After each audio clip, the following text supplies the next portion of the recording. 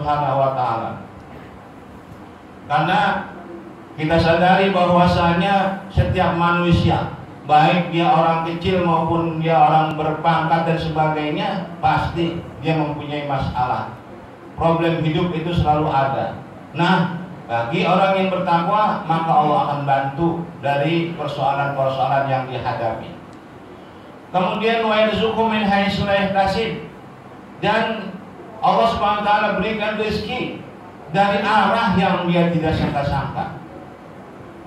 Jadi kalau orang yang bertakwa itu selalu insya Allah berkah di dalam kehidupannya. Artinya apa? Selalu mendapat bimbingan, selalu mendapat bantuan, serta mendapatkan rezeki yang banyak insya Allah yang tidak disangka-sangka. Kemudian untuk di akhiratnya Allah Subhanahu wa taala sudah siapkan surga. Sebagaimana ayat yang tadi saya telah sampaikan, bahwasanya orang-orang yang mau mengikuti perintah-perintah Allah, yang mau tunduk kepada aturan Allah, maka orang itu, kata Allah, mendapatkan suatu keuntungan yang sangat besar. Sesuai dengan ayatnya, wa may yuti'illaha wa rasulahu faqad faza fawzan 'azima. Barang siapa yang taat kepada Allah dan Rasulullah, maka dia akan mendapatkan suatu keuntungan yang sangat besar. Yaitu apa? Di akhiratnya berupa surga. Kemudian dijelaskan oleh ayat berikutnya, siapa saja orang-orang yang berhak mendapatkan surga yang penuh dengan kenikmatan, yang luasnya seluas langit dan bumi itu. Ayat berikutnya adalah allazina yunfiquna fi sarra'i wad dharra wal kadhimina al ghaidha wal 'afina 'anil nas wallahu yuhibbul muhsinin. Yaitu orang-orang yang menafkahkan hartanya baik di saat dia lapang, baik dia saat lagi banyak uang, ataupun dalam keadaan sempit, dalam keadaan krisis, dia tetap menginfakkan hartanya di jalan Allah Subhanahu wa ta'ala. Dan perlu kita ketahui, siapa saja orang yang berhak untuk kita berikan nafkah, yaitu yang pertama adalah orang tua kita. Itulah yang paling utama, bahkan pahalanya itu sampai dilipat gandakan 100.000 kali. Kalau kita bersedekah kepada fakir miskin, itu 1 dibalas 10 oleh Allah. Man ja'a bil hasanati falahu asyru amsalihha. Siapa yang berbuat baik 1, dibalas 10 kali lipat oleh Allah Subhanahu wa taala. Dan kalau dia berinfaknya kepada karib kerabatnya, pada saudaranya, baik itu pamannya, abangnya, adiknya, ponakannya, encingnya dan sebagainya yang masih senasab, maka itu dibalas oleh Allah 900 kali lipat. Maka dalam ayatnya Allah katakan wa ita'izil qurba. Artinya kalau kita ingin berinfak, kita ingin berbuat baik, memberikan bantuan, pertolongan, maka diutamakan terlebih dahulu adalah kepada karib kerabat. Wabil khusus yaitu kepada kedua orang tua. Kenapa? Karena di saat kita masih bayi dikandung, di saat kita masih belum bisa makan sendiri, kemudian kita disuapi, kemudian diurus sampai kita disekolahkan dan sebagainya, wajar saja ketika sekarang ini kita sudah berusaha, kita sudah mempunyai pendapatan, maka yang paling utama adalah untuk kita berbuat baik, yaitu kepada kedua orang tua. Apalagi di saat hari raya semacam ini, maka sungguh sangat patut bagi anak, yaitu untuk apa? Memberikan bantuan kepada mereka, wabil khusus kepada saudara-saudara dan kepada orang tua kita. Sungguh dianggap anak yang durhaka apabila dia memiliki makanan, perutnya kenyang dengan makanan yang enak-enak, sementara orang tuanya dalam keadaan lapar. Durhaka itu di hadapan Allah Subhanahu wa taala. Segala ibadahnya, baik yang wajib maupun yang sunnah, tidak akan diterima oleh Allah Subhanahu wa taala. Maka kewajiban yang pertama bagi anak adalah memberikan nafkah kepada kedua orang tuanya. Bahkan dianggap sebuah dosa besar bagi mereka para anak yang telah membiarkan kedua orang tuanya dalam keadaan lapar. Barangkali ada di antara kita orang tuanya yang memiliki harta yang berlebih, seperti kontrakannya banyak. Tetap saja kalau memang pemberian anak itu beda, rasa syukur anak itu kepada orang tua, terima kasihnya kepada orang tua itu beda. Maka orang tua akan sangat bergembira hatinya, dan dia mendoakan kepada putra dan putrinya, ya Allah, berikanlah keberkahan kepada anak-anakku yang telah menghormatiku dan telah menyayangiku. Jadi bakti yang paling pertama kepada kedua orang tua. Dan urutannya yaitu dalam hal berbuat baik kepada orang tua adalah yang pertama dengan perkataan. Dalam Al-Quran Allah katakan, wala taqul lahuma uff wa tanharhuma wa qul lahuma qawlan karima. Dan janganlah engkau berkata kepada kedua orang tuamu. Jangan membantah kepada omongan orang tuamu. Sampai digambarkan oleh Allah SWT, berkata aja itu sudah perkataan yang berbuat dosa. Adalah satu hal yang dianggap dosa di hadapan Allah SWT, berkata kepada orang tua. Seperti misalnya, wahai anakku, tolong belikan ayah ini. Kemudian anak itu membantah atau nanti saja dan sebagainya. Itu ada satu hal dosa besar di hadapan Allah Subhanahu wa taala. Terus yaitu apa? Yakni diperintahkannya kita anak sebagai anak adalah untuk apa? Berkata yang qaulan karimah. Perkataan yang lemah lembut, perkataan yang bagus, yang baik di hadapan orang tua. Sebisa mungkin anak ini harus menyenangkan hati kedua orang tuanya. Dan berikutnya baru kita yaitu dengan harta kita. Itu ayatnya, yaitu apa? Alladzina yunfiquna fis-sarra wad-dharra wal kadziminal ghaidha. Siapa lagi orang yang berhak untuk mendapatkan surga yang begitu luasnya, yaitu wal kadziminal ghaidha, yakni orang yang bisa menahan emosinya.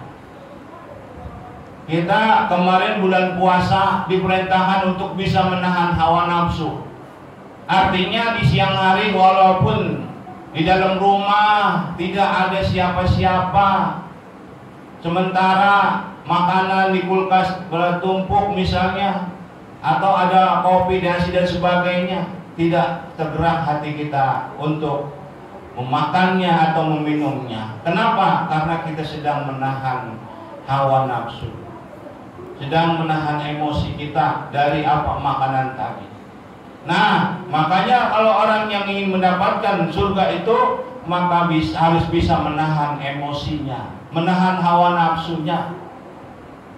Dalam ayatnya yang lain Allah katakan, wa amma man khafa maqama rabbih wa nahan nafsa 'anil hawa fa innal jannata hiyal ma'wa. Barang siapa yang tunduk patuh kepada kedudukan Allah, kemudian dia menahan nafsunya dari hal-hal yang dilarang sama Allah, maka tempat kembalinya adalah yaitu surga. Namun sebaliknya, wa amma man taqa wa asra hayatad dunya fa innal jahima hiyal ma'wa.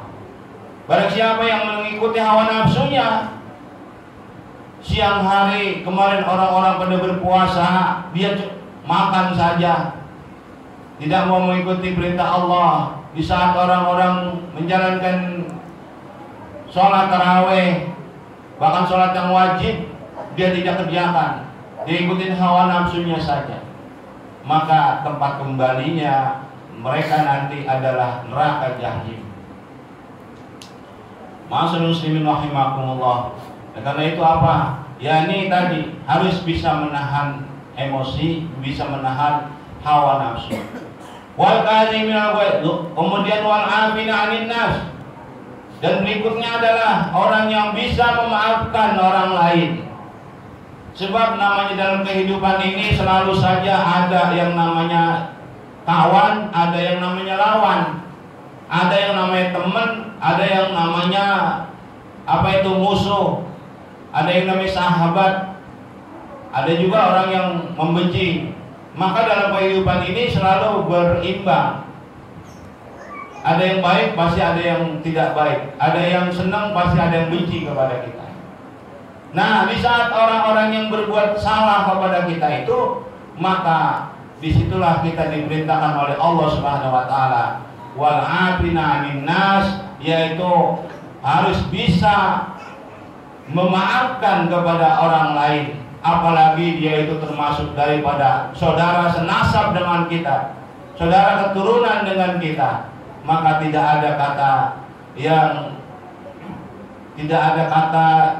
ada maaf seperti itu. Kita wajib untuk apa? Kalau pengen masuk surga bersama para nabi, para syuhada, para siddiqin, para orang-orang soleh, maka harus bisa memberikan maaf kepada mereka. Wabil khusus kepada orang tua kita. Kalau mereka masih hidup, tadi tuh cari apa ya, ini kelemahan hatinya, cari kesenangan untuk dia agar apa, hatinya bisa menerima, memaafkan kita. Jangan sampai ya mereka itu luka hatinya.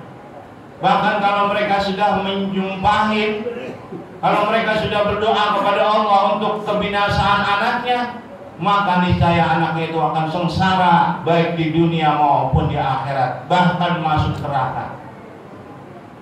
Terus bagaimana kalau mereka ini sudah pada meninggal? Yaitu dengan apa? Yaitu dengan bersedekah atas mereka atau diniatkan untuk mereka. Sebab kata Nabi, tasaddaqu ala anfusikum wa ala amwatikum wa bi syarbati ma'in. Sedekahlah untuk dirimu dan untuk orang-orang matimu, walaupun hanya dengan seteguk air. Insya Allah kita niatkan untuk mereka almarhum ayahanda atau ibunda kita, maka akan diterima, akan sampai kepada mereka.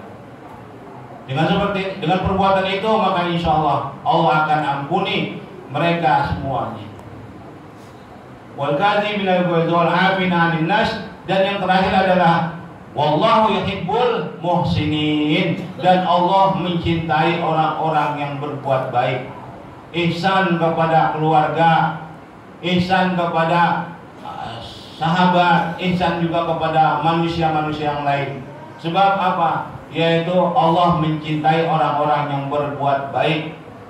Berbuat baik itu dengan apa? Dengan perbuatan, perkataan, omongan. Seperti tadi yang ayat yang saya sampaikan, ya ayyuhalladzina amanu taqullaha wa qulu qawlan sadida. Wahai orang-orang yang beriman, bertakwalah kepada Allah dan ngomong itu yang baik, ngomong yang sopan, ngomong yang lemah lembut. Itu adalah ajaran dari Allah Subhanahu Wa Taala. Bahkan senyum kita itu ibadah nilainya di hadapan saudara kita. Tabassumu ala wajhi akhika wa huwa laka shadaqatun. Oleh karena itu, dari kesimpulan khutbah ini adalah mari kita mencari apa, yaitu ampunan dari Allah Subhanahu Wa Taala dan surga yang luasnya seluas langit dan bumi yang disiapkan untuk orang-orang yang bertakwa. Mudah-mudahan Allah Subhanahu Wa Taala menjadikan kita dan seluruh keluarga kita yaitu orang-orang yang bertakwa sehingga selamat di dunia dan akhirat, dan akhirnya kita dimasukkan ke dalam surganya. Amin ya Allah ya rabbal alamin. Barakallahu li wa lakum fil Qur'anil Karim wa nafa'ani wa iyyakum bima fihi minal ayati wal dzikril hakim wa taqabbala minni wa minkum tilawatahu innahu sami'un alim. Aqulu qawli hadza wa astaghfirullahal azim li wa lakum wa li sa'iril muslimina wal muslimat wal mu'minina wal mu'minat fastaghfiruhu innahu huwal ghafurur rahim. Allahumma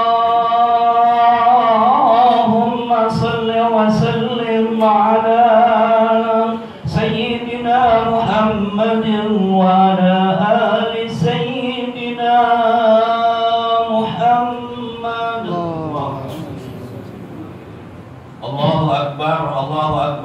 Allahu Akbar, Allahu Akbar, Allahu Akbar, Allahu Akbar, Allahu Akbar, Allahu Akbar kabira walhamdulillahi katsira wa subhanallahi bukratan wa asila. La ilaha illallah, la ilaha illallah, wallahu akbar, Allahu akbar walillahil hamd. Alhamdulillahi amarna bil ittihadi wal inqisam bihablillahil matin. Asyhadu an la ilaha illallah wahdahu la syarika lah. Iyyahu na'budu wa iyyahu nasta'in. Wa asyhadu anna sayyidina Muhammadan abduhu wa rasuluh al-mab'uts rahmatan lil alamin. Allahumma salli wa sallim ala sayyidina Muhammadin sayyidil mursalin wa ala alihi wa sahbihi ajma'in. Amma ba'du, fa ya ayuhan nas ittaqullaha mastata'tum wa sari'u ila magfirati rabbil alamin. Wa'lamu anna Allah ta'ala amarakum bada'a bi nafsi wa zanna bi malaikatil musabbihati bi qudsi. Fa qala ta'ala wa lam yazal qailan 'alima. Inna Allaha wa malaikatahu yusalluna 'alan nabi. Ya ayyuhalladzina amanu sallu 'alaihi wa sallimu taslima. Allahumma salli 'ala sayyidina Muhammad wa 'ala alihi wa sahbihi ajma'in. Wa radallahu 'ala arba'atil khulafa'ir rasyidin sayyidina Abu Bakr wa Umar wa Utsman wa Ali wa 'ala baqiyati sahabati wat tabi'in wa tabi'in tabi'in wa man tabi'ahum bi ihsanin ila yaumiddin wa 'alaina ma'hum bi rahmatika ya arhamar rahimin. Allahumma ighfir lil mu'minina wal mu'minat wal muslimina wal muslimat al ahya'i minhum wal amwat ya wahibal 'adiyat. Allahumma 'aidil islam wal muslimin wa ahlikil kafarata wal mubtadi'ata wal musyrikin wa dammir a'da'aka ad-din. Allahumma adfa'na al-bala wal bala wal waba wal fahsya wat ta'un wal amrad wal asqam wal zalazil wa su'al fitanin ma dhahara minha wa ma batan an baladina hadha khassa wa an sa'iri biladil muslimin amma bi rahmatika ya arhamar rahimin. Rabbana atina fid dunya hasanah wa fil akhirati hasanah wa qina adzaban nar. Ibadallah, innallaha ya'muru bil 'adli wal ihsan wa ita'i dzil qurba wa yanha 'anil fahsya'i wal munkari wal baghi ya'idukum la'allakum tadhakkarun. Fadhkurullaha yadhkurukum. Assalamualaikum warahmatullahi wabarakatuh.